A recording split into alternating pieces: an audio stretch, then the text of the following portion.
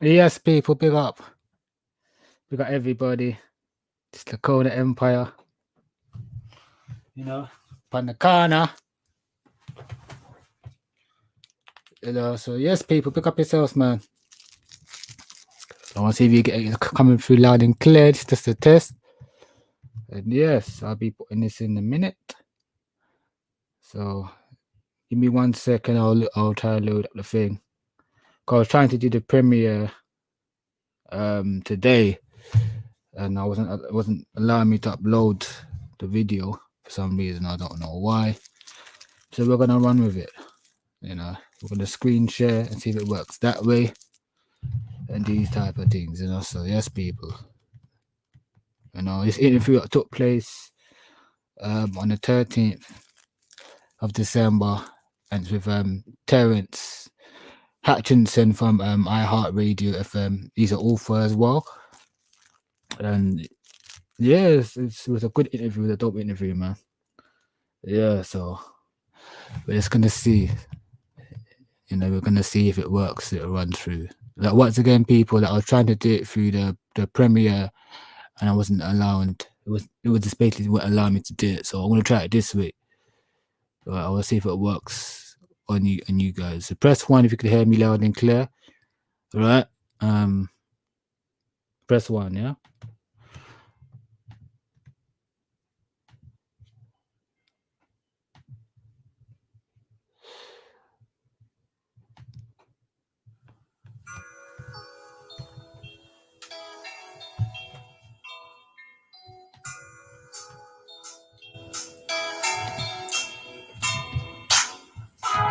Thank you for tuning in to another live episode of the Your Best Lifestyles International Podcast, sponsored today by the Dental Chat Podcast. The Dental Chat Podcast is for everyone interested in learning more about the latest research and recommendations in the field of dentistry. Dr. Sylvia Lobo will interview dentists on dental topics that matters to you. If you would like to learn more about dental care for you or a family member, then this podcast is for you. Listen to Dental Chat Podcast right here on Apple Podcast platforms, Spotify, Google, and plenty more. Go there today and subscribe and download. That's the Dental Chat Podcast.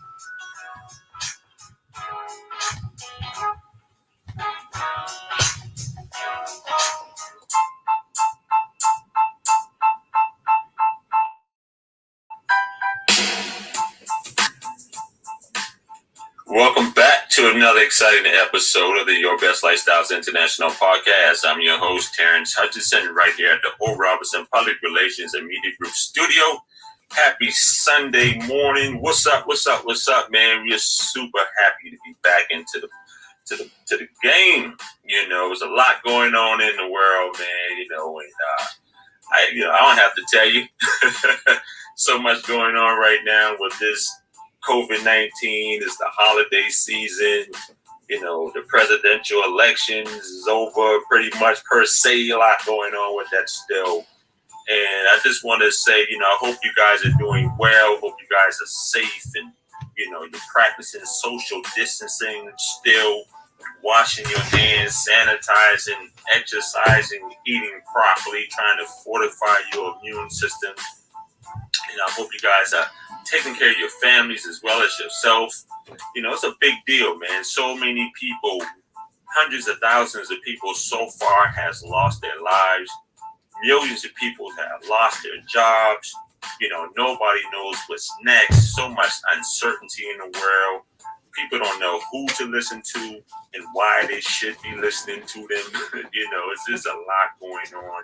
And not just here in the States, you know, but all over the world. Every place, man, you look, people are suffering, you know, from India, Singapore, Jamaica, UK, China, Japan. It doesn't matter, man. You know, we here at the Your Best Lifestyles International Podcast, we interview people from all over the place, and the story is the same. You know, people trying to find a way to stay healthy, trying to find a way to come out on the other side of this pandemic. Whether it's emotionally, physically, spiritually, financially, you know, people are trying to find a way. And, I know a lot of people, they benefited from the pandemic. I mean, a lot of money from it. The business skyrocketed, but some people, they had to close their doors. And it's very unfortunate, and so many people are, living off credit cards, and the PPP loan has ran out long time ago. The grants are running out, and now they're trying to find ways to pay employees, because they have families too. So 80% of this economy is pretty much ran on small businesses. I think they're trying to eliminate the middle class by pretty much getting people out of work and getting them to stay home and everything like that. So, but people are very resilient. They're smart, very creative and very productive. And this may be an opportunity for them to self-improve. The best gift that you can give yourself, give the world, is self-improvement. That's the best gift, because when you're able to self-improve and give yourself that extra self-confidence and build up your self-esteem and, make some money just from your thoughts, just from your mental mindset, create something, say, you know what, because of this pandemic, I was able to write a book, write a program, and this is pretty much going to put me in a situation where I can eat for the rest of my life, and not just for my first name, but for my last name as well. And a lot of times when you put your intellectual property out there to the world, that's basically what it is. Even if you don't sell as much material as you may like to, just the fact that you accomplished that you put it out there, that you got it done, is generate all the personal wealth in the world, and that's a beautiful thing, man, So I just wanted to say that. So shout out to all our sponsors, our advertisers, everybody who's subscribed, download to the podcast, shared it, who listened to the podcast in the gym, in traffic, at work, wherever you may be. The response has been truly, truly, truly amazing. We really appreciate, the participation and just the motivation for us to keep going. Because we are a health and wellness podcast, and we talk with so many experts in the field from around the world on how to become better, how to get healthy, or just share their stories of resiliency, how they're making it through.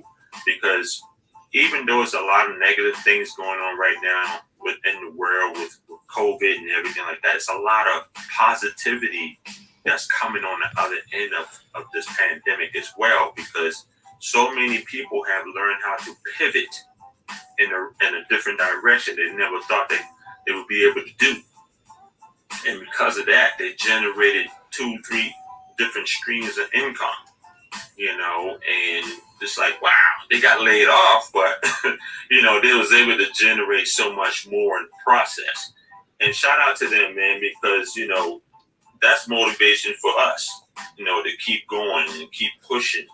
As soon as you think that life is over, it's actually happening for you, So anyway, that's what I'm going to say about that. But, and I'm glad that's a great segue for my next guest, man, because, I'm super excited to have this king on. He's taking time out to come to the podcast. He's all the way in the UK right now. Got him live, and I'm going to read a little bit about this king right now. It's Dave Ron Adams. It's an original. Let me tell you something. He's an original inhabitant of Jamaica and Cuba, author from England. His first children's book, Alton and Rogan Q. I think we're going to come back to that word. Okay, Journey with their ancestors was inspired by his great-grandparents. They used to tell him tales of growing up back home and oral stories. This book was written for his children, and he wanted to write a book due to lack of representation of the West Indies literature to tell all stories from all narratives. a true and accurate description of who we really are. King Adams, what's up, man? Pick up yourself, man. I'd like to say thank you for having me on, and hello to the viewers listening, driving, whatever you're doing. Pick up yourself, man. All the way from England, London. It's a pleasure. Yeah, I appreciate you, man. So we was talking a little bit in the green room, right? How's everything going right now in the UK? Well, at the moment, it's pretty much the same as around the world, as you're aware, people watching, listening. Mm-hmm. At the moment, they expected from like last month that 2 million people will be made unemployed or redundant. But like you said, I mean, there's a lot of positive to this thing.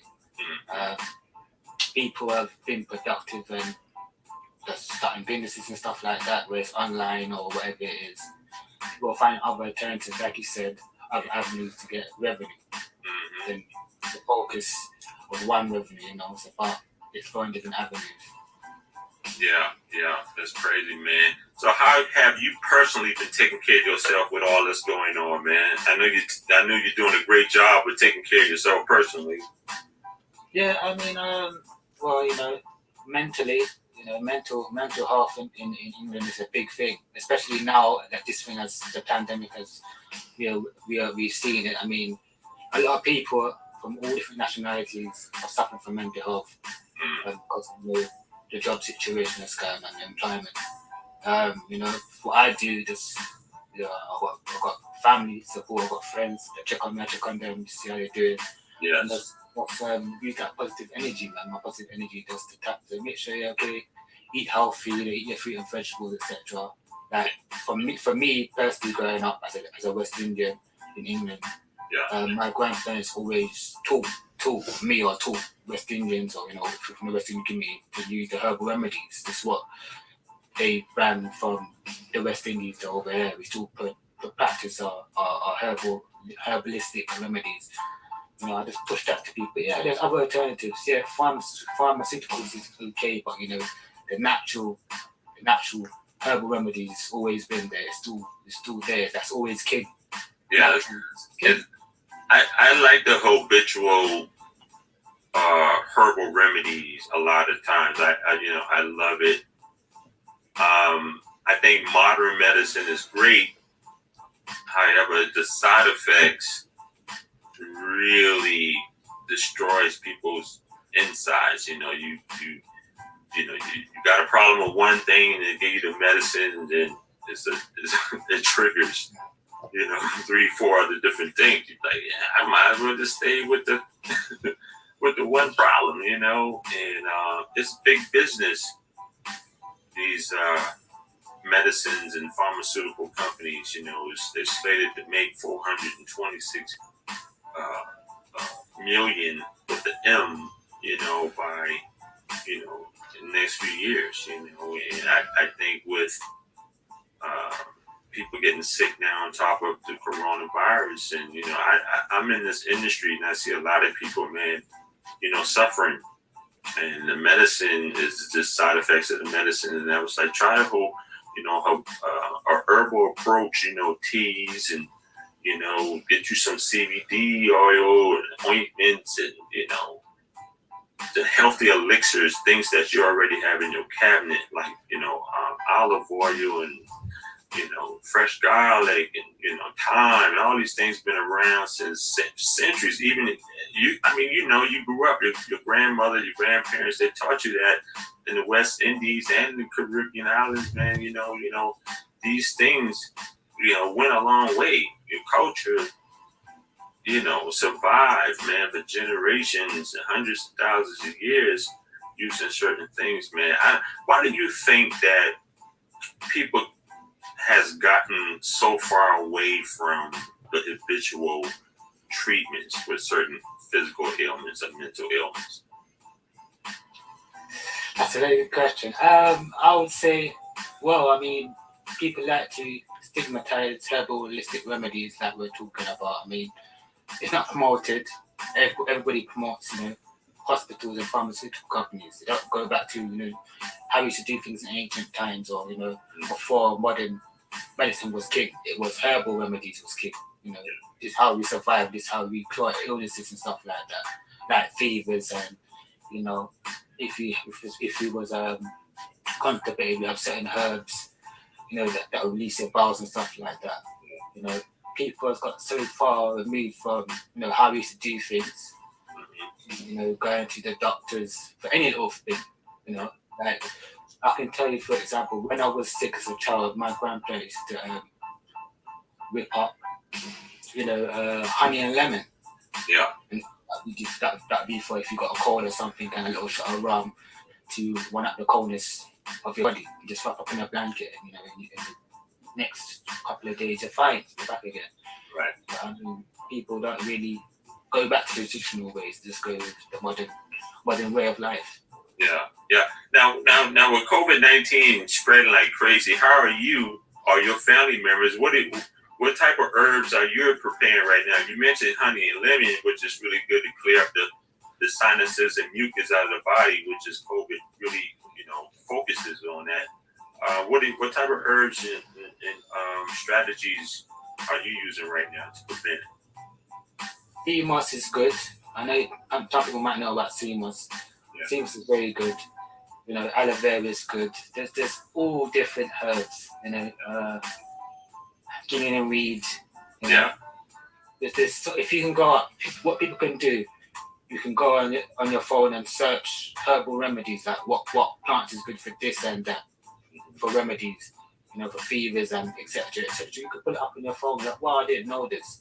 A whole heap of information that has been hidden from us, or people forgotten because of the modern way of life. So it's easier.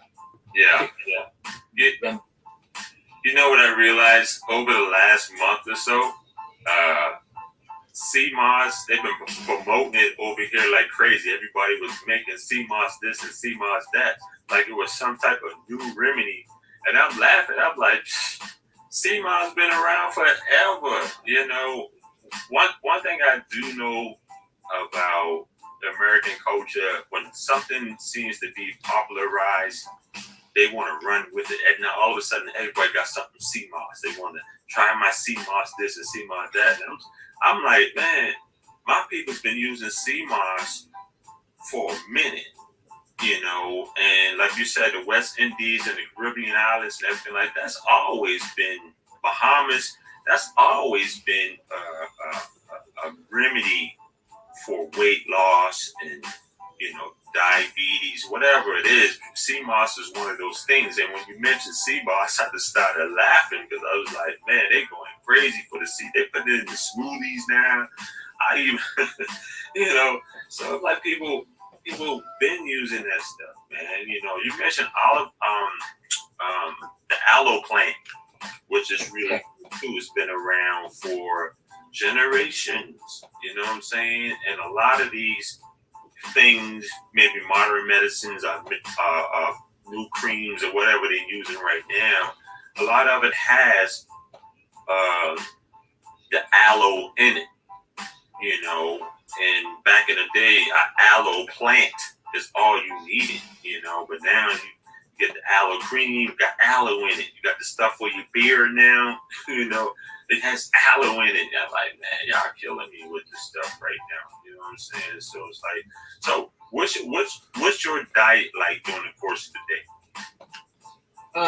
Well, I mean, my diet it varies. Some days I'm have like 2 dinners, or 3 dinners, depends how I feel personally.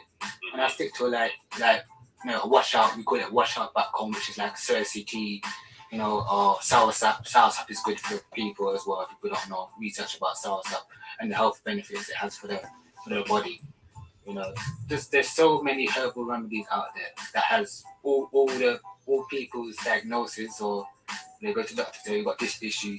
Look up for herbal remedies. There's always an alternative and a natural way of doing things, which is healthier for you, for your body. Yeah. What are your favorite teas right now that you're drinking? Well, back home we call bush teas. A bush tea is like any herbal tea, so such as soursop tea, what else? Cersei tea, peppermint tea. Yeah. There's so many teas out there. Those good. So many teas right now. I'm a huge tea fan, especially right now. I'm drinking more teas, detox tea, herbal teas for my throat. This just all type of teas, man. And I tell people all the time, you need to get that hot beverage into your system to really break down or break away that mucus. Because you got too much mucus going on, and that COVID just jumps in on that.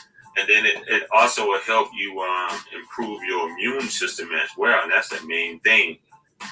Keep your immune system nice and fortified, nice and strong, man. So you're not increasing your risk of contracting, and keeping, definitely on top of that, like you drink some calming teas that really, help you calm down, control your stress levels, because naturally, when you're super stressed all the time, which is so many people over here super stressed, bro. Man, I get it, I understand, but that naturally lowers your immune system. So I said, man, drink some teas, man. You gotta get some herbal teas in you. Sit somewhere, burn some incense, some candles, and relax, bro. And just really control it. Because, and then you got to eliminate things or individuals out of your life as well. Because these people gonna stress you out, or you don't know where they've been. You quarantine, you trying to stay safe. You don't know where they've been at, So we mentioned something in the green when we was talking about the climate of the UK right now. You said the weather is pretty cold, pretty much right now. But what's the mindset that you're noticing over there, with people right now in the UK? Regarding the COVID-19 situation?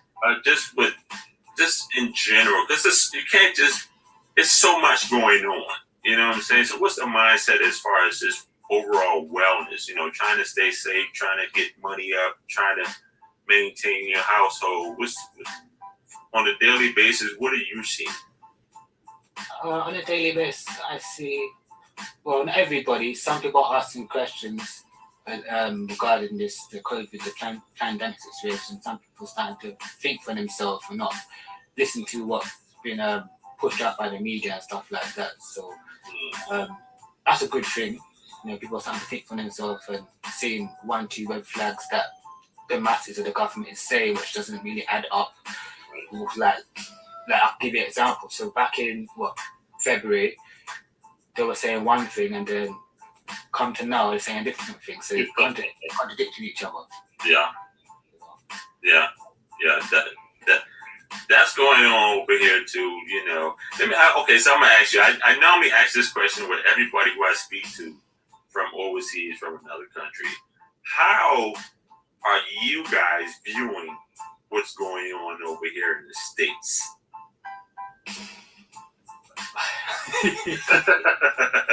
I have to ask that because I'm like, I wonder how they see us right now, because this is kind of crazy. What are you talking about? What, the electoral situation? Just everything in a whole? Yeah, that too. But you can say one thing and then we move on from that, because I don't like talking about it. But say one thing and then move on from it. To be honest, I mean, how people over there look at it. I can't use everybody, but I'm saying the people that I'm in contact with, they are basically saying that, that the Americans, they shouldn't be really voting for foreigners, basically, because that's their country. They should be controlling things for themselves.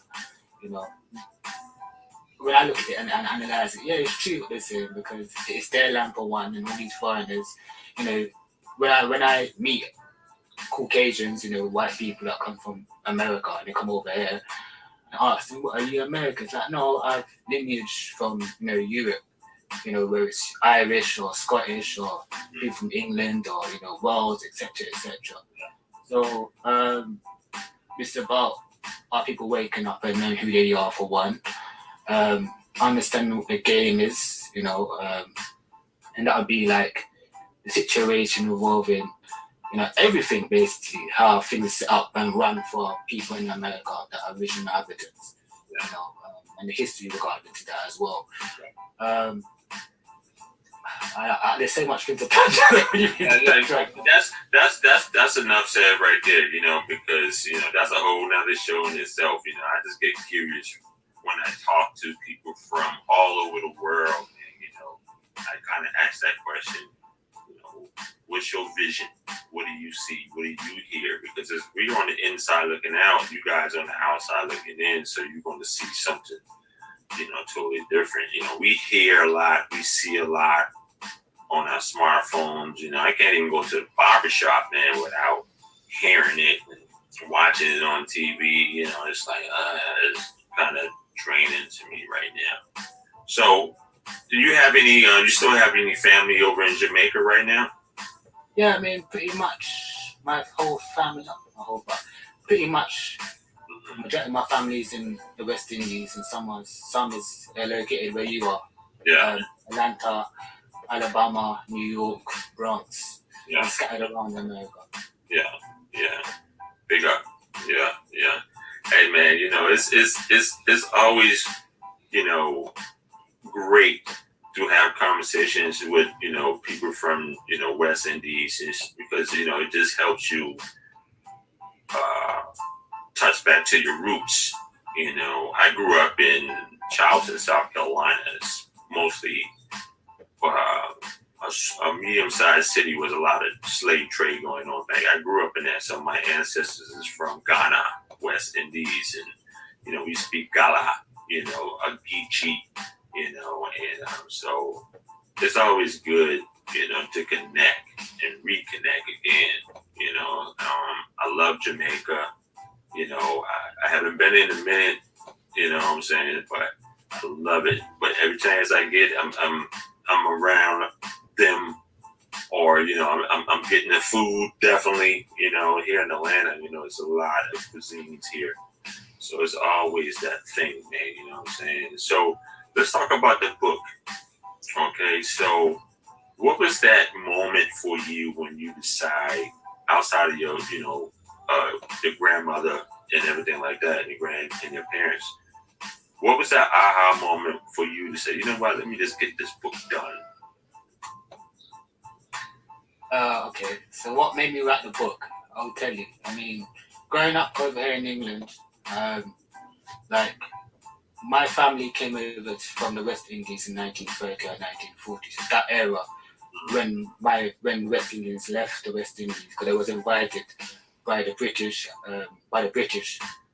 Basically what it was, when you had World War II, they invited West Indians to build up England, because the Caucasian, the white people in England, didn't want to do the work, didn't want to work non-stop or move over their country or their economics.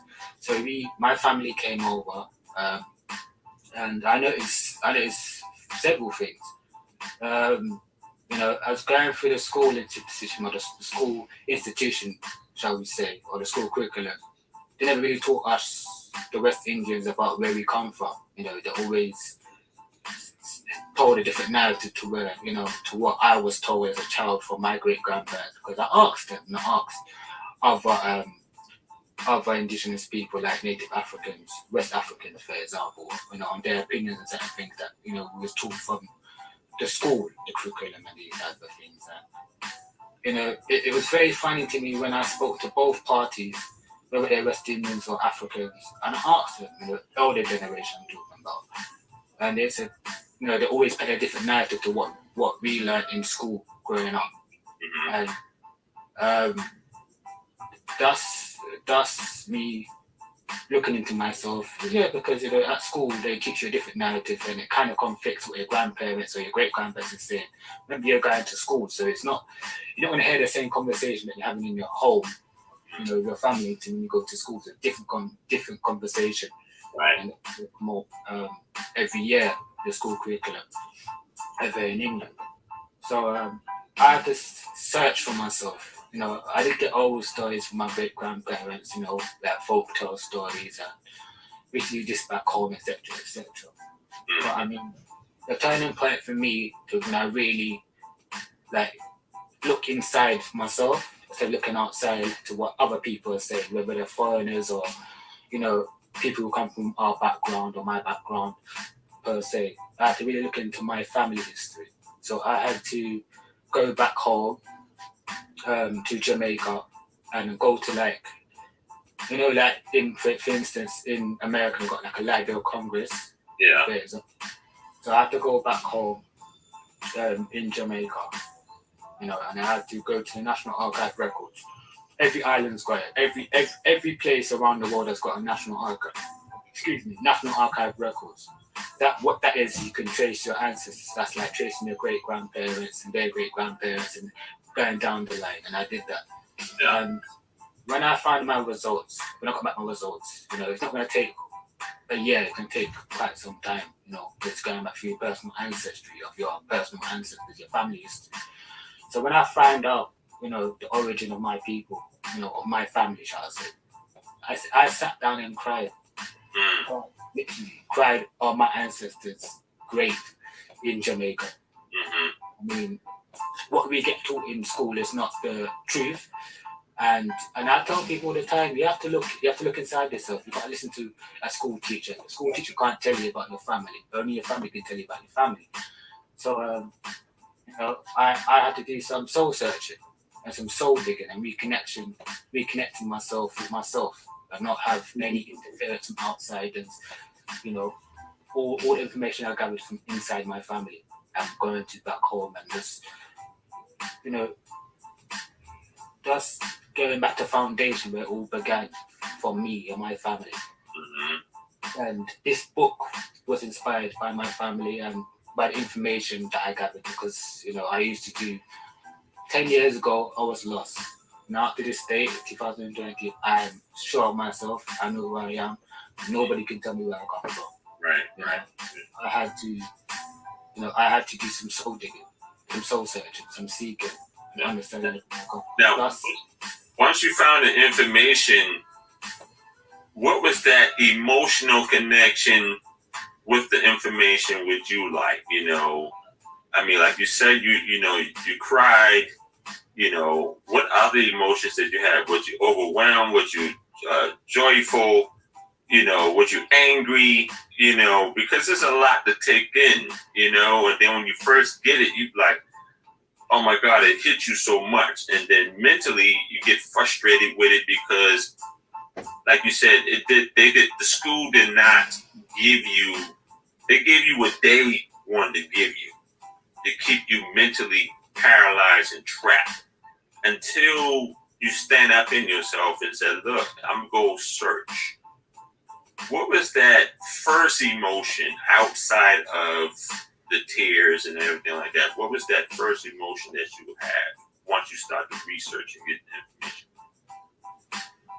Well, I felt angry at first, that I was lied to, and my people was lied to, People are lied to no matter what color or complexion or nationality. Everybody's been lied to regarding history. I mean, that's just the facts. People have to see, but people don't really know their own family history. They go with what's written in their textbook. So I felt that. I felt, just joyful, prideful. That I can stand on my square. I know who I am as a person. Where my people come from. That is very proud. That is very proudful. Pride. I'm joyful, happy. It just made me stronger as a person, as a man. Yeah, most definitely. And then, as a man, you're able to pass that along down to your kids and even to other family members, your siblings and stuff like that. So, did you take the information to siblings, say, hey, this is, check this out, and how was they acceptive to the information? Did they have this two parts? How was they accepted to the information? And two, did they have the same reactions that you had when you found it? Yes, I mean, not everybody, but some did, and some were kind of disbelieved. Like, listen, I've got the evidence now.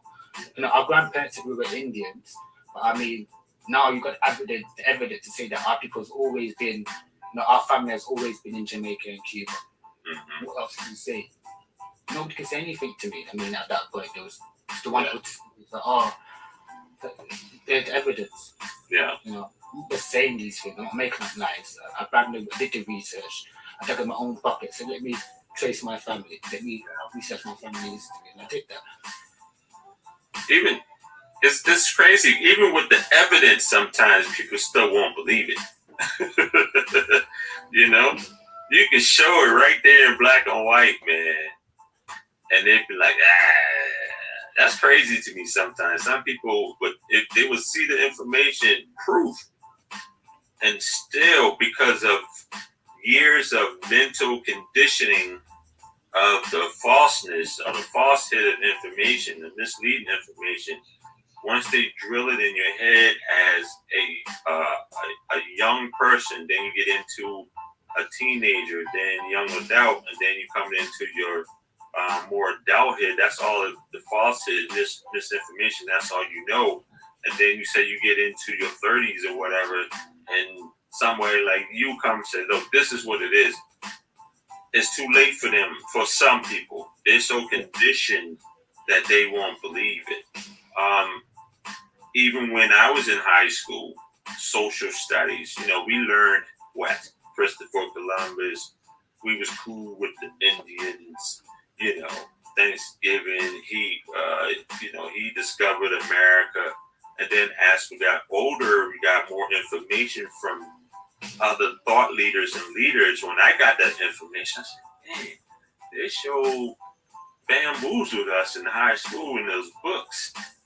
Now when I look at Thanksgiving and Christopher Columbus, you know what I'm saying? I'd be like, so it's just that thing. It's the schooling, because they put us in institutions as far as the schools, and then they gave us the materials to read, and then say, in order for you to get a good grade, get to the next level, you have to learn this. So of course we're going to jump into that situation, and we're gonna learn it. You know what I'm saying? And because we got to go to school, we got to get good grades, we got to go to college, we got to get a career, work on a job for 40 years, get a watch, retire, then die. That was the information fed to me. But as I got older, come to find out, like, that information don't really work. And so many people, I know right now, they've been on a job for 30 plus years, doing the same job, miserable, instead of saying, I'm going to write my book. I'm going to, talk about it all over the world. I'm going to speak about it. I'm going to sell mad copies. You know what I'm saying? And they just go live their life, man. There's just so much information as we come up as young people in the African American communities, even in the West Indies, Cuba, stuff like that. These books, we don't write the books, okay, until we get the information. Then we write our own books.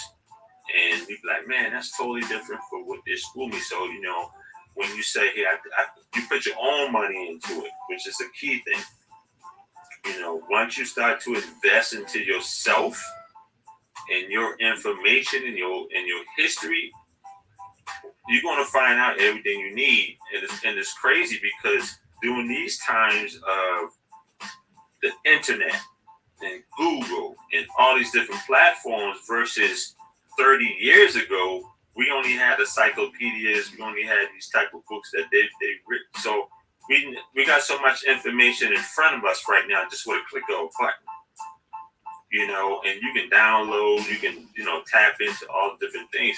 It's an incredible time right now with the power of the internet, Google, YouTube, all these different platforms that you can educate yourself about what's truth now, or what's always been truth, versus the lies they've been telling us.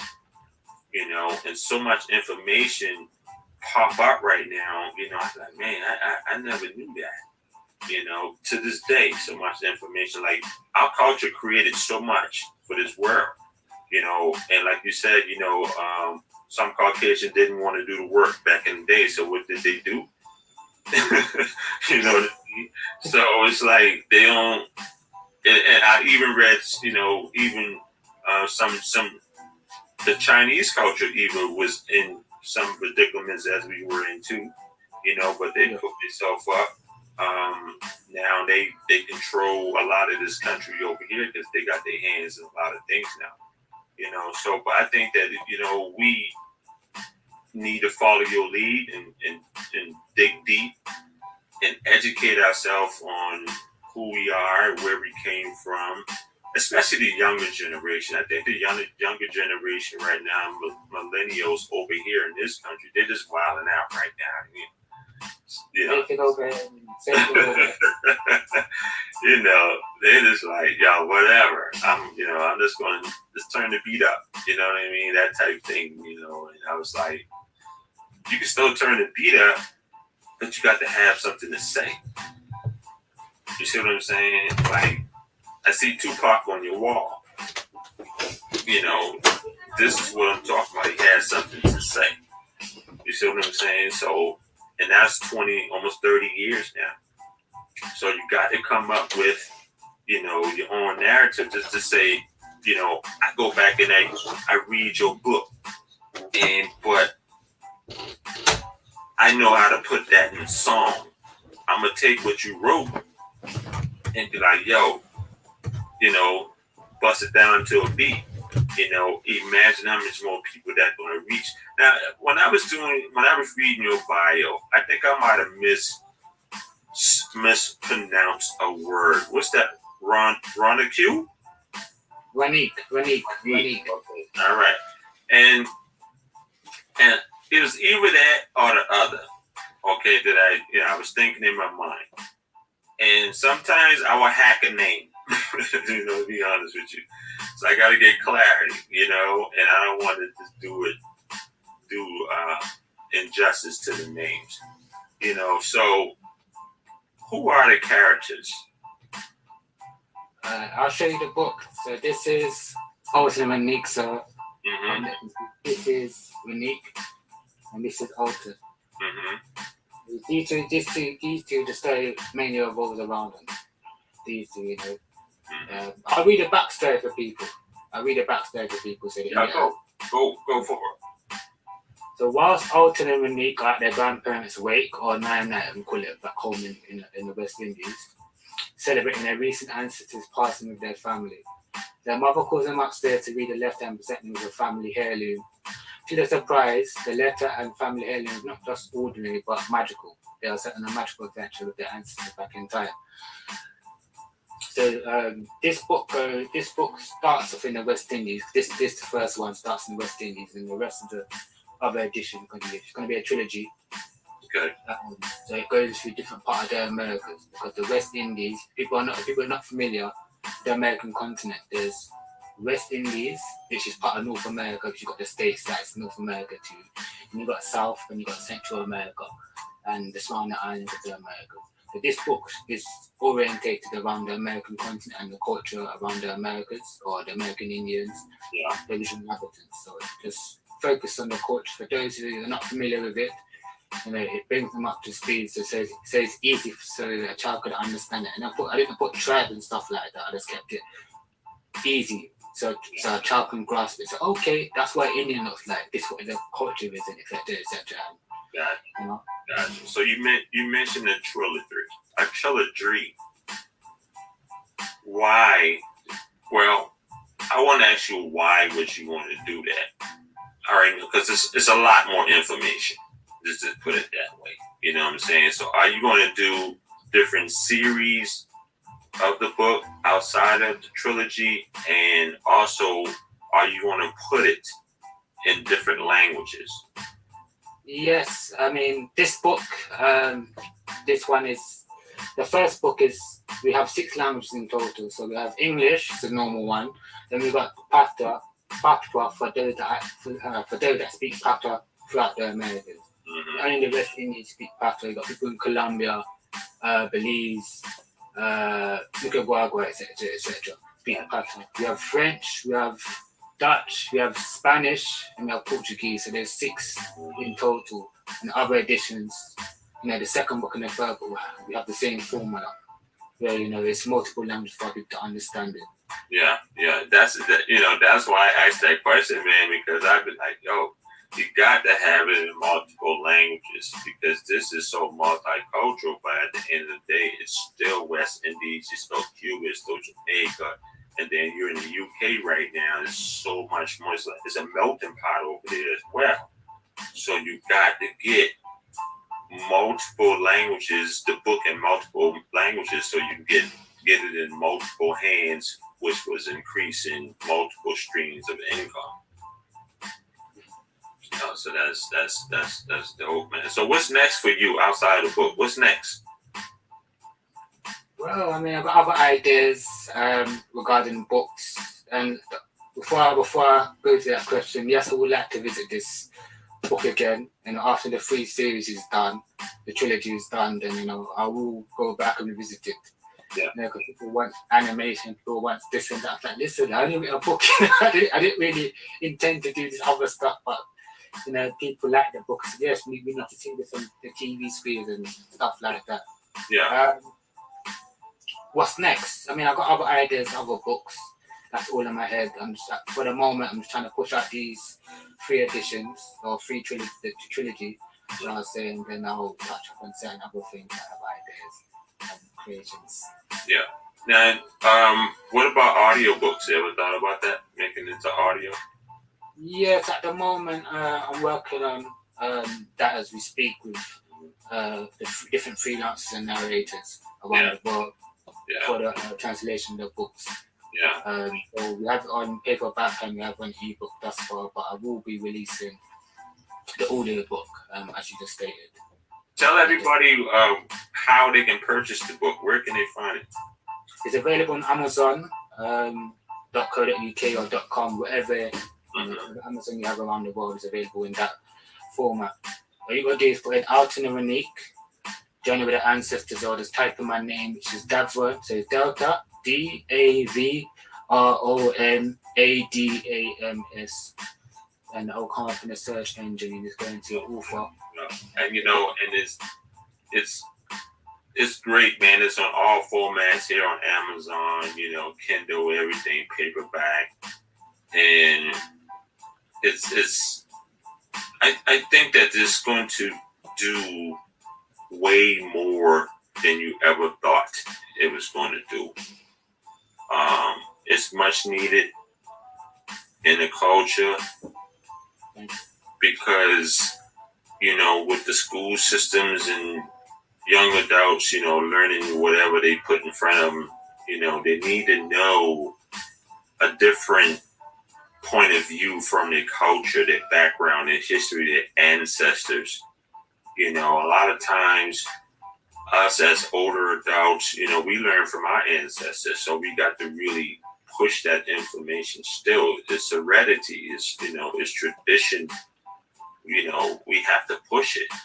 Like your grandmother showed you how to do herbs and I'm sure you're going to push that down, to the younger generation as well. So this is what we do outside of modern medicine and, all that crazy stuff that's going to have a negative impact on your body and your mind, and it's a beautiful thing, man.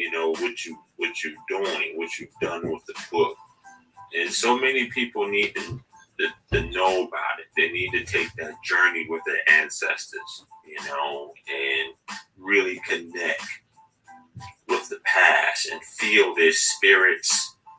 It's so crazy because sometimes, you connect so deeply, like you can really feel it. You can really feel the spirits of your ancestors, man. It's so empowering. Like I'm getting chill bumps right now just saying that, because it'd be times where I'll connect with my grandmother and my grandfather, and stuff like that, and I can feel it, bro. That connection is something serious, and I think the connection is broken with a lot of people.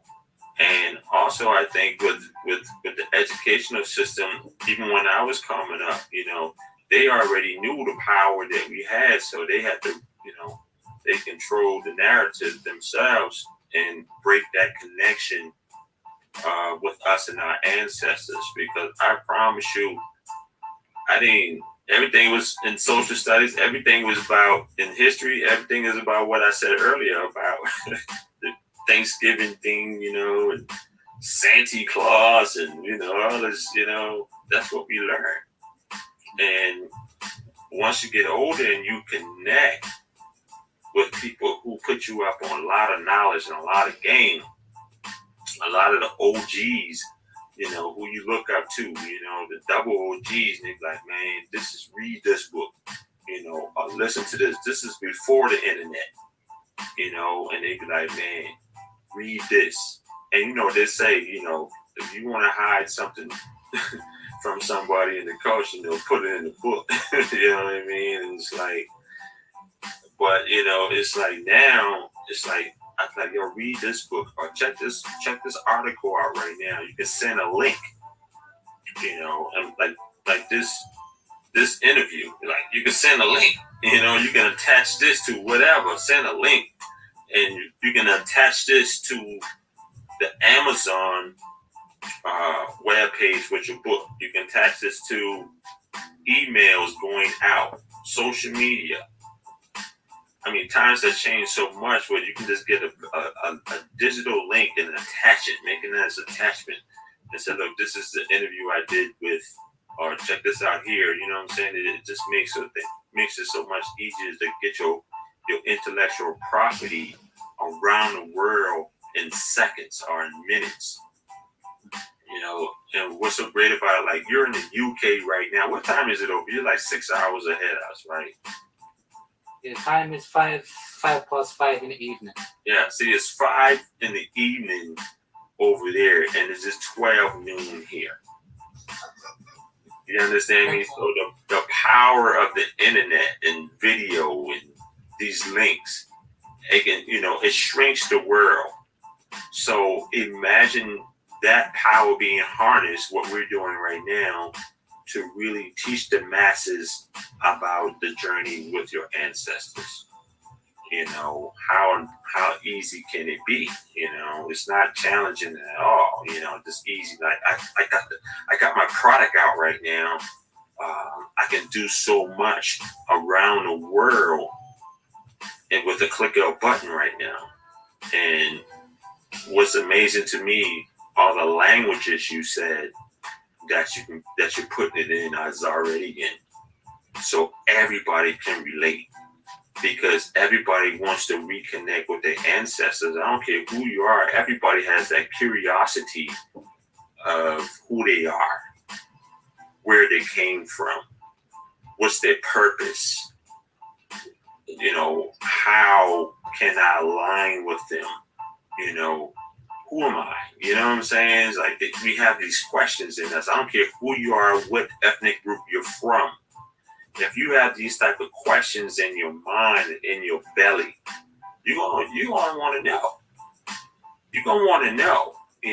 And just on the flip side, just imagine your book gets in the hand of a young person, and he or she is reading it, or that parent or parents are reading it, and then that young person gets to their classroom, and what they're reading in their classroom is totally not what they're reading at home, which is your book.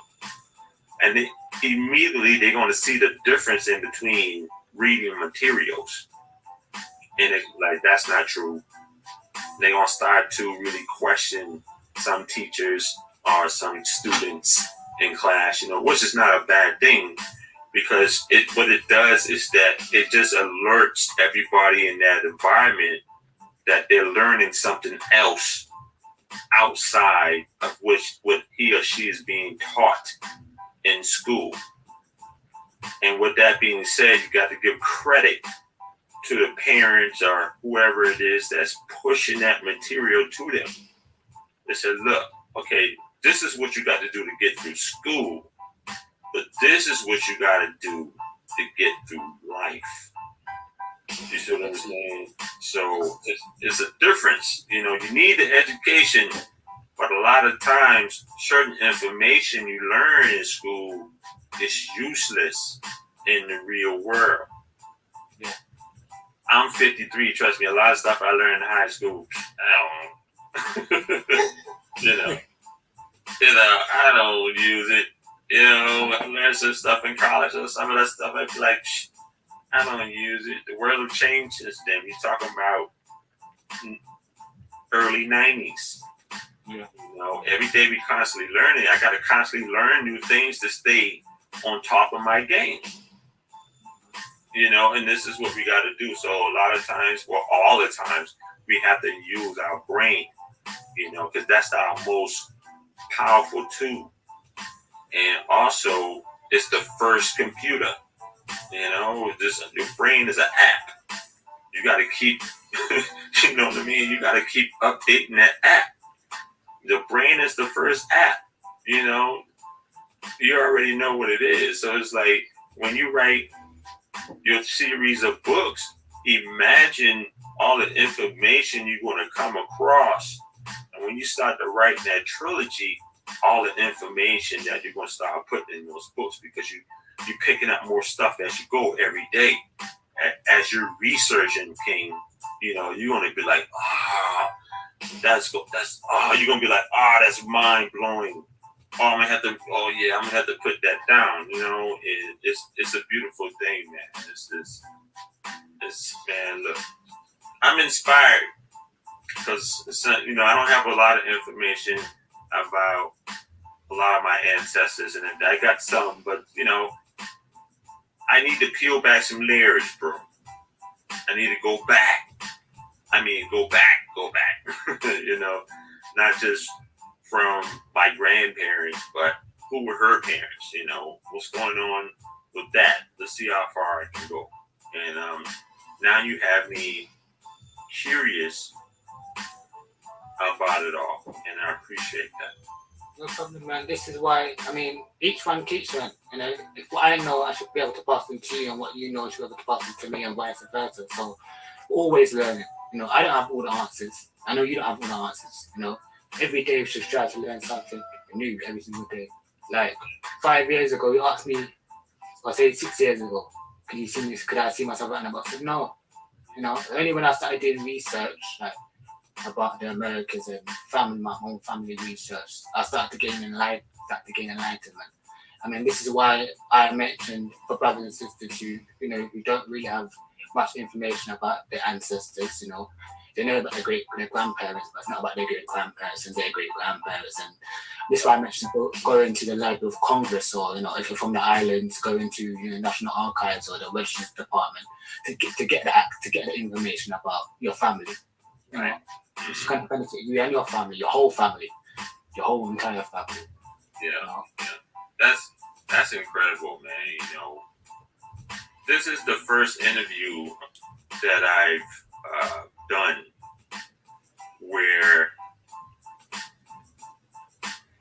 it encourages me to reach back and see how far I can go back. And I've talked with people from all over the world, but this is the first that made me to sit as a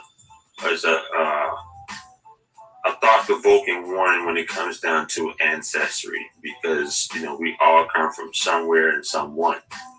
But I think the way society is right now, especially over here in the Western society, everything is just, we gotta hustle, we gotta go. Sometimes we don't take time to reflect and say, hey, let me check this right quick where I come from. Like, yeah, okay, that's my mother, that's my grandmother, that's my cousin. And we look at the couple of layers, and then we don't peel the rest of the onion, just to see exactly. Like, I got history. Oh yeah, we came from Gala, West Indies. We're over here. That's all I know. I don't know if maybe I come from a king's line. I don't know. Sometimes, I feel like I come from the way my blood ran through me. I feel like a king's line. I treat everybody as kings and queens. But, to 100% know out of curiosity just who I am, where I come from, and this is interesting to me because I've been doing a lot of soul searching and reevaluating this whole year with being quarantined in 2020. And so now you just gave me another thing that I can do. You're like, man, I would love to do that. Let me see, and because I don't even think my mom can give me that information. That's just something I'm gonna have to go in and get. Like you said, I'm gonna have to come out of my own pocket, spend my bread for this. I'm gonna have to do it, man. So I appreciate that, man. That's so thought provoking and life changing for me to go ahead and take the opportunity and do that myself, because you just never know.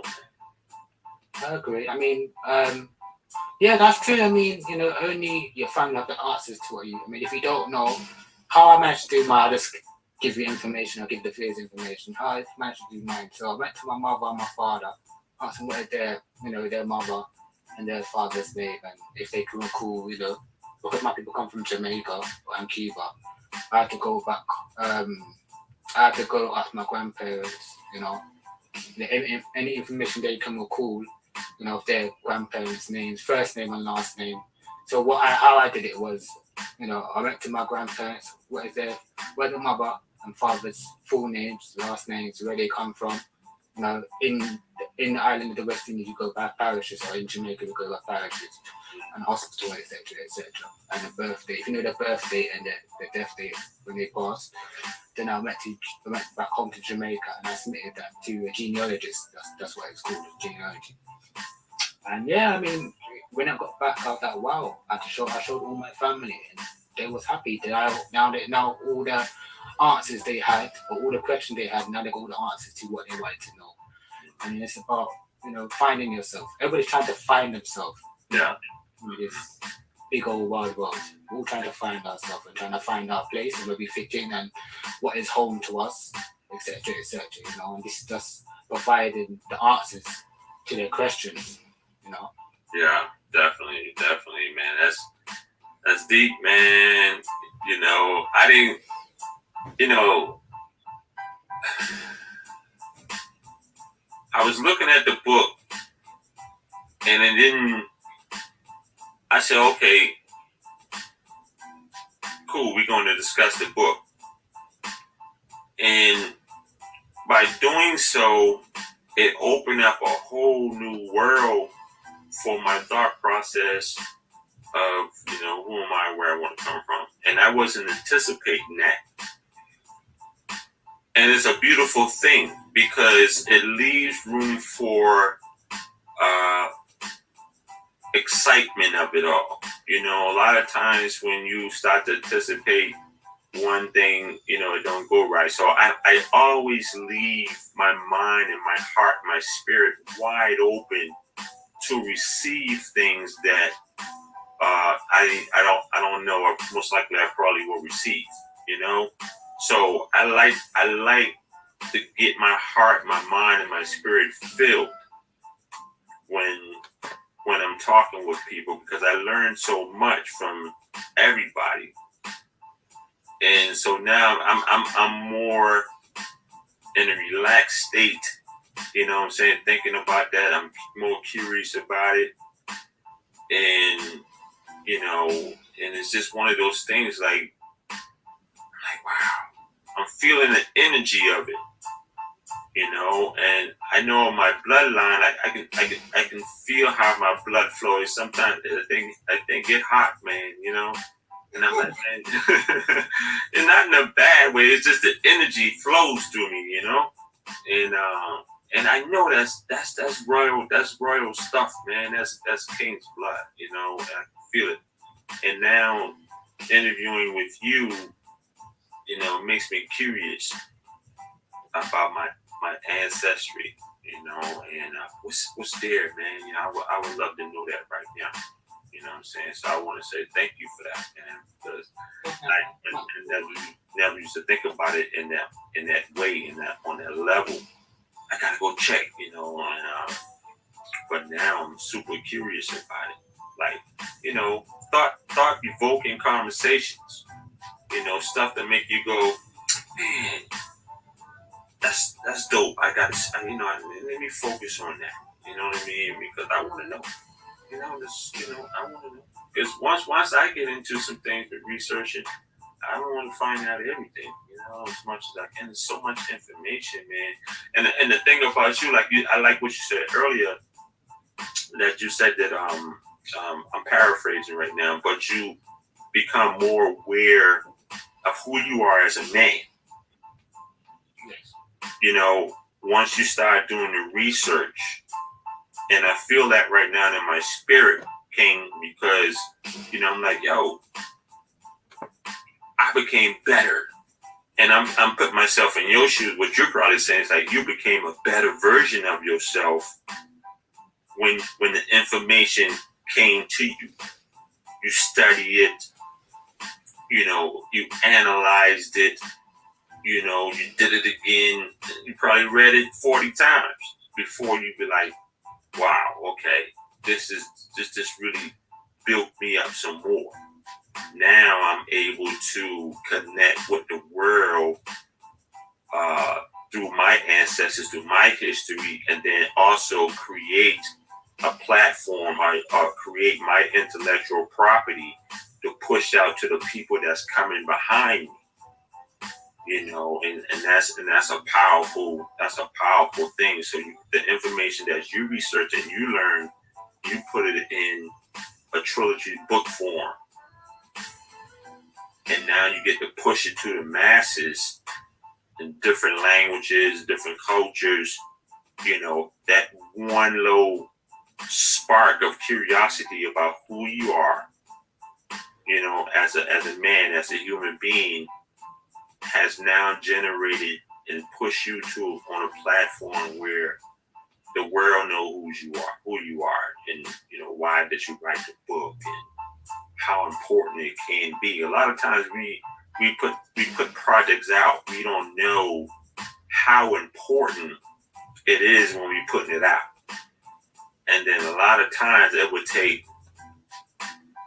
not a quantity of people to buy it, but quality people buy it.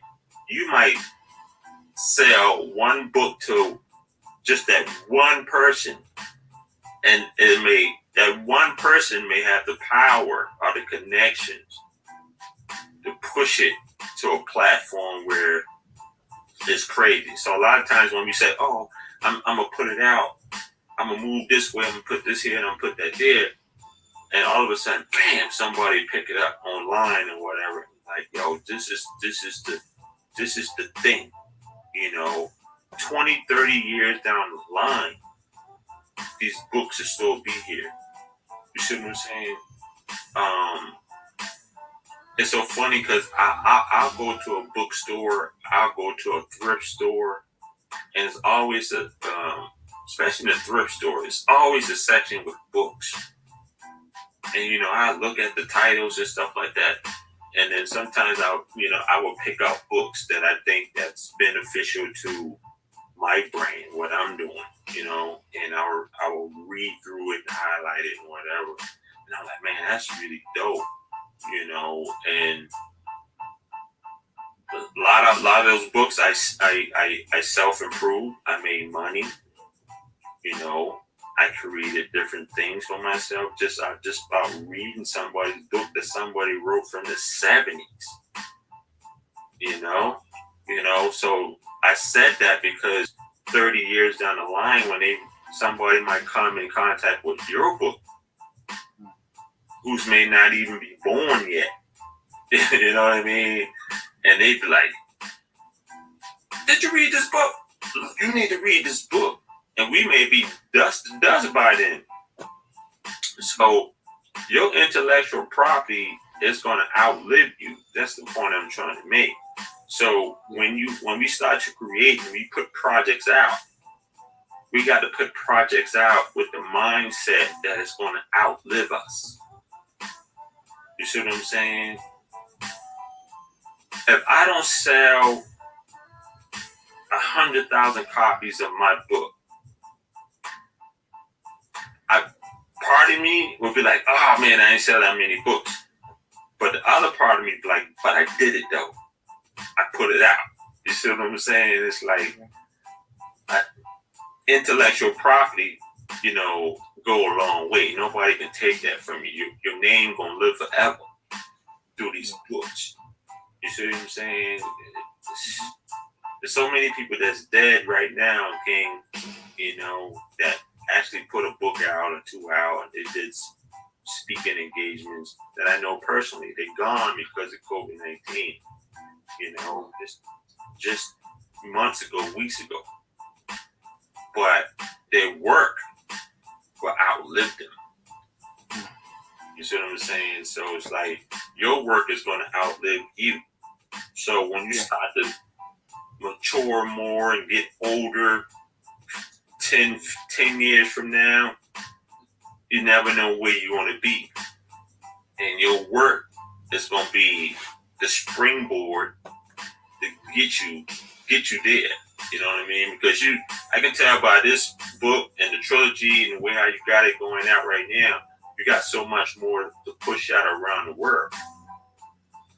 You see what I'm saying? So it's like your name is gonna ring bells everywhere you plant your feet, especially in the West Indies, Cuba, Jamaica, UK, especially around that area, because you got family members, you got friends, you got colleagues, everybody gonna be talking about it some more. And it's gonna be, because I'm feeling it in my spirit, it's just gonna be one of those amazing things for you, man. So you just got to stay safe and keep your head down, stay out of trouble. And keep working, bro. I'm telling you, it's all gonna pay off, man. I mean, the reason why I wrote the book, just to inspire. Well, for one, we'll have a lack of representation, as literature, or even talking points, or even viewing points of what our true depiction of our West Indian is. People that think that who are not West Indian, or even some are West Indian but are misinformed in certain things. It's about us writing our own story, and I want to create that spark, to show people that, instead of complaining, how about we just do it? Because, a lot of black people, so-called black people, I would say, we like to complain too much. Yes, sir. So, anybody can do it, man. It doesn't take a genius to write a book. I want this book to prove to people, or to show people, shall I say, you can do anything that you put your mind to. Don't let nobody take you away from your path. Don't let fear, one thing people say, I was going to do this, but, I was afraid of doing this. It's a bit of fear tactics they're using because they're scared. But, once you believe in yourself and you're determined, the sky is limitless. Yeah. The world is your oyster. Yeah. And it's been proven time and time again from millions of people, generations ahead of us. You can do it. You can do it. And like you said, a lot of us, we complain a lot because they feel like they can't do it. So complaining is a natural big thing, instead of finding somebody who can show you how to do it. But you have to be coachable. And a lot of times complainers are not coachable, or sometimes complainers may, think it's too challenging, and then they get paralyzed mentally, and then they stop growing, but when you're in the right environment with the right coaches and mentors, they're going to push you past, your comfort zone. And they're gonna say, get out of that. You can do this, you can do that. And then just that one coaching session might help you push your way straight to 6 figures, 7 figures. You know, a lot of times your success, well, yeah, your success is on the other side of your fears. You know, just imagine you wanted to write your books, but you was afraid what other people was going to think. So you put down the pen. Then 5 years down the line, I should have wrote my book. I should have. Then somebody else get the concept, put it out there, and now you gonna be like, oh man, that's my book.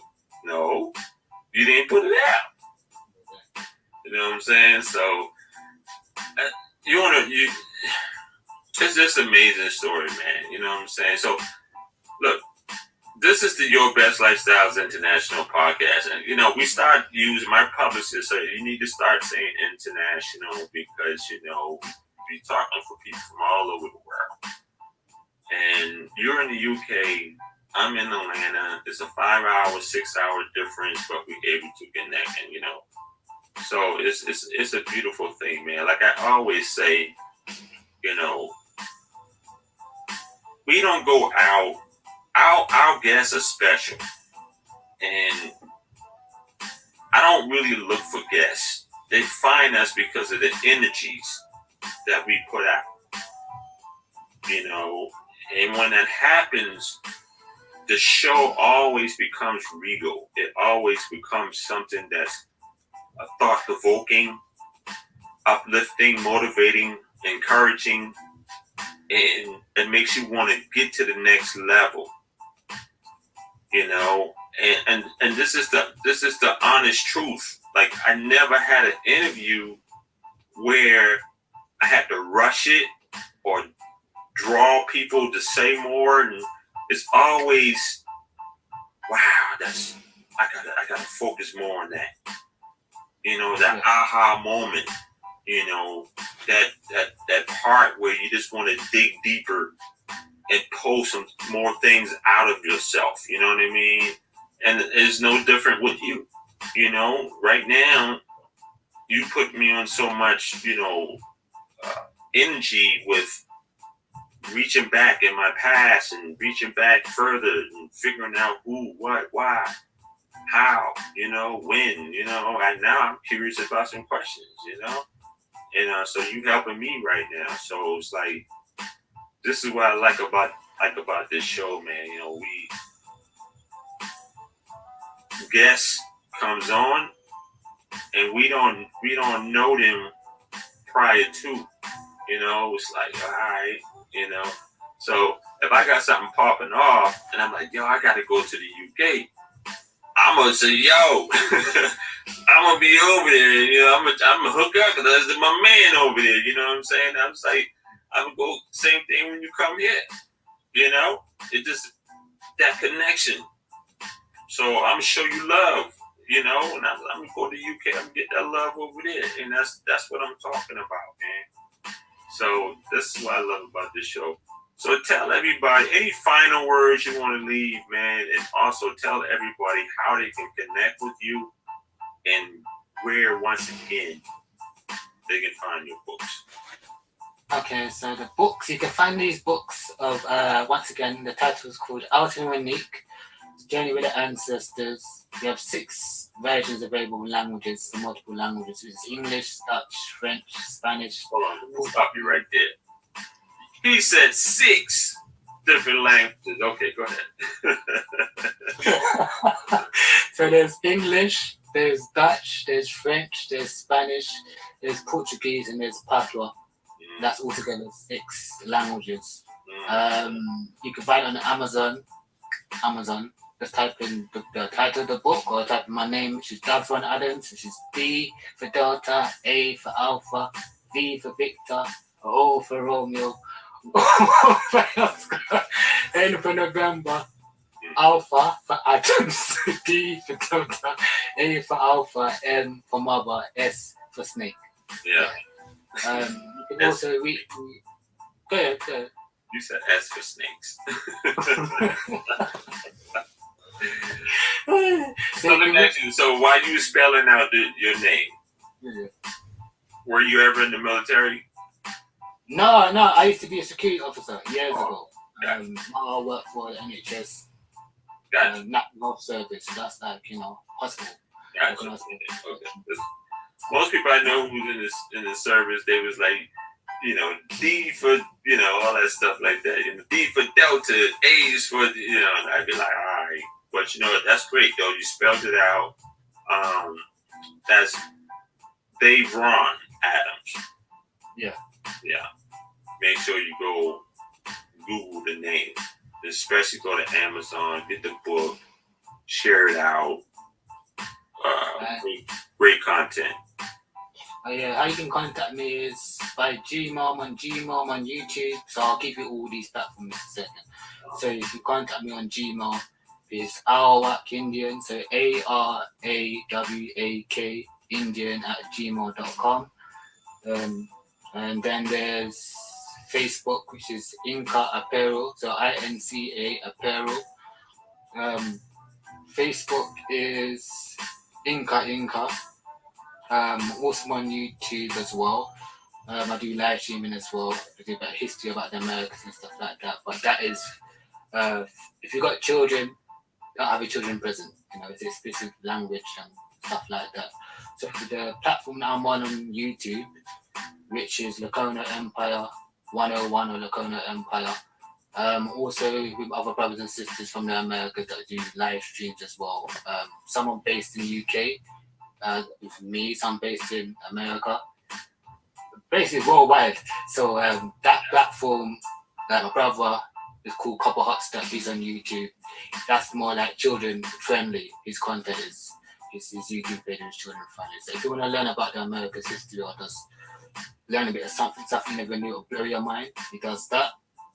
Empress Copper Fox, she's on YouTube as well, but like myself, my platform and her platform, that is, it's not children friendly. So if you have got children, please, don't make your children present when you listen to this.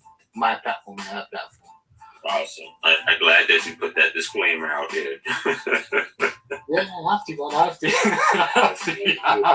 Yeah, you got to do it. So you heard it, man. You heard it. You heard what the king said. Look, man, this is the Your Best Lifestyles International podcast. I'm your host, Terrance Hutchinson, right here at the O. Robinson Public Relations and Media Group Studios here in Atlanta, Georgia. Man, we happy, to have the king on, and it's just such a pleasure, King. Thank you so much. We can't wait for you guys to see it and hear it and enjoy it, and hopefully you get inspired by it to do. Check out your ancestors and reach back to the younger culture, the millennials, and share a lot of knowledge, man, because, you're never too old to learn and you're never too young to teach. So you never know how this interview and the books and everything is going to connect, and a lot of times those dots, they go crazy with the connection sometimes. You be looking at one direction and those dots, it go a different direction. You be like, wow, man. So keep God first, and what's in your mind, he give you the thought to do it. You just got to put it in place, and you never know, a year from now might be a whole different ball game where you're on a major platforms around the world. Well, basically, 6 languages, bro. That's dope. You know what I'm saying? First of all, I salute that, man. Congratulations on that, man, because that's a way. That's 6 different ways to get it. Just one platform. Most books come out, they only in English. But you can put it out in 6 other different languages, where 6 other cultures can pick it up and share it to their family members. And, as a curriculum, you never know, and it's like, that's 6 different ways to get it, bro. So I really appreciate you, man. Thank you so much. And this whole for me, man. This whole for me. So you guys, I hope you guys really enjoyed this podcast interview. We had a few, scheduling conflicts over the week because he is super busy, as you can see, and he's in the UK and we here in Atlanta, so a lot of times our connection was, a little challenging, but we are here right now. And I really appreciate this, man, because I'm learning so much. So, look for this soon. Like I said, go get his books on Amazon. Follow him on YouTube. All the information is that he just said it. All of it gonna be here, so it's gonna make it super easy for you guys to do that. So, I'm Terrance Hutchinson, man, here with Dave Ron Adams, and from the UK. By way of Jamaica, India, and he got a lot of great things to share, a lot of great things to say, and follow him on social media as well. Go check out his YouTube channels. Make sure don't have kids around certain ones now. Got to say that. So make sure. And by the way, Merry Christmas, King. Happy holiday to you and your family. I hope everybody is okay. Everybody's well. And stay safe as much as possible because, you have to stay safe now because you got too much more work to do. You see what I'm saying? So it doesn't make sense to get sick now. You know what I mean? You can't afford to get sick now. You got too much work to do. You got too much to contribute to the world. So getting sick and falling short and all that stuff like that that's not going to be beneficial to your growth and where you need to be.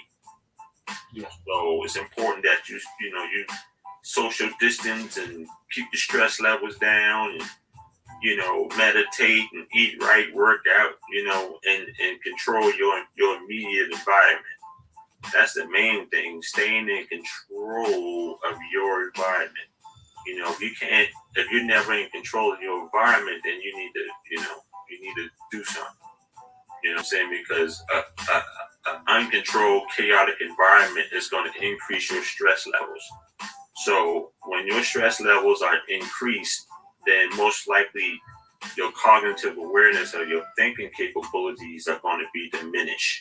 You're not thinking properly because you're focusing on this what's stressing you. So as an author, and you need to change your title to international author. Okay, you need to put that out there because you're in 6 different languages. And you see what I'm saying? It makes all the difference in the world. Change your title. And yeah, so you got to keep your stress down so you're able to produce more. You can have less brain fog. You get writer's block, boy. You like, that's stressful, man. So you want to make sure that we keep that brain fog clear, gone, constantly. And every day ain't gonna be peaches and green. But when you get into that mode of writing, everything is flexing right in your brain. That's when you let it rip, And we all go through mental blockage. So a lot of times it's from stress. Life is happening, So once we get clear of all that, once we break free of all that, then this is where we produce more. We create more. Like I get into a space, man. And I'd be like, yo, I'm in my pocket right now. Let me get it. I don't want nobody around too much. I get into my pocket. Now, the only thing I want to do is create. Then sometimes I'm out of pocket and I just let it sit there for a minute. Don't touch nothing. And then when I feel it, I'm like, okay, I gotta go. I don't put nothing out that seems rushed. I don't rush nothing. I'm saying, nah, that ain't gonna sell, bro. That ain't gonna work. We gotta sit back, put that on the shelf, and revisit that later. You know what I'm saying? So, but that is my little piece of advice. You know what I'm saying? Thank you, man. I appreciate you having me on the platform to sit and chop it up with another brother all the way across the world. It's dope. I love it, man. Outside these capabilities, most likely probably wouldn't have never met and interact. That's a fact. That's a given. That's a given. I don't care who you are, who and where you are in the world. Outside of this, the social medias, the online platforms, and everything like that, we probably wouldn't interact. Now we here, we have a connection, and we just build from there, man. You know what I'm saying? We just let's connect. Okay, just hold on for me. So this is Terrance once again, Your Best Lifestyles International Podcast. I hope you guys will enjoy this. Make sure, take care of yourself, man. Without good health, it can be no wealth. So if you're sick, you're tired, you're injured, whatever like that, you can't make no money unless your money is already on autopilot doing something, okay? But you're still not in a position to really get it, okay? So you got to make sure when you're out there chasing a bag, so they say you got to get the bag. You can't really get the bag when you're only performing at 50, 70%. I'm trusting in this one. So if you're not taking care of yourself, just imagine you get in the bag, and then all of a sudden you got to take the bag and go spend the money on healthcare because you're not taking care of yourself. You just do it with money, and trust me, they're going to charge you a whole lot of money once you get there. So it's like, I got a client now, he recovered from a stroke. He got medical. He told me this yesterday. He said, Terrance, I have medical bills for the rest of my life. Wow. Yeah. And he's only, 50. That's young. Yeah. He had a stroke. Wow. You see what I'm saying? Sitting at work. So it's like, when he said that, I was like, man. So medical bills for the rest of your life is something that you don't want. So it don't matter how many books you sell, if you're not able to enjoy the success because you're laying up, it's crazy. To me, it'll all be in vain. So that's what anybody in the world. So whatever you're doing, whether you're an entrepreneur, you're a Fortune 500 company executive, your business owner, whatever it is, I encourage you to eat right, work out, keep your stress down, drink water, meditate, and really become one with yourself, because right now they are disposing bodies. People are dying every day. And you see this right here with COVID, and if you had high blood pressure, diabetes, heart disease, these are underlying conditions for COVID, and people just, they're in body bags, man, So, just take care of yourself, man, because your life can be over with just like that. We've seen it right now, and you might see somebody today, then a week later, you're like, man, I can't believe this, and you're seeing that right now, especially with a lot of celebrities, and people just constantly, you're like, man, this is crazy, so just take care of yourself, man. So I hope you guys enjoy this interview, and we talk to you guys later.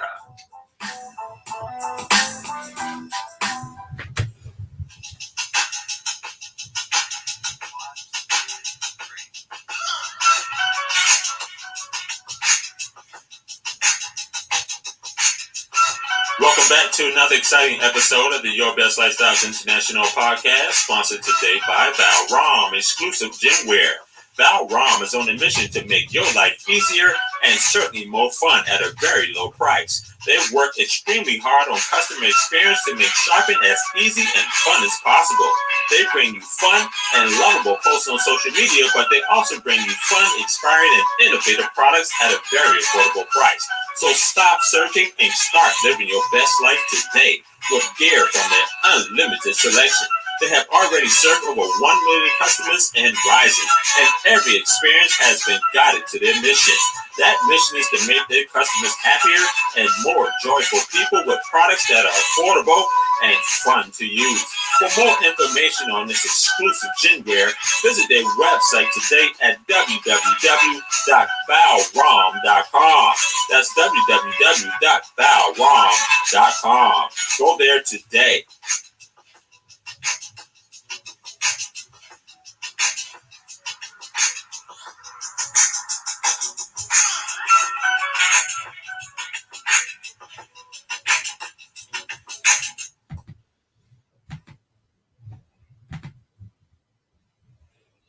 Yes, people. Yes, man. And yeah, that's it, man. Till the next time on the Empire, man. I beg you if I do, I ain't got no DJ here, but yes. Until the next time, people, man. We out, man. Peace.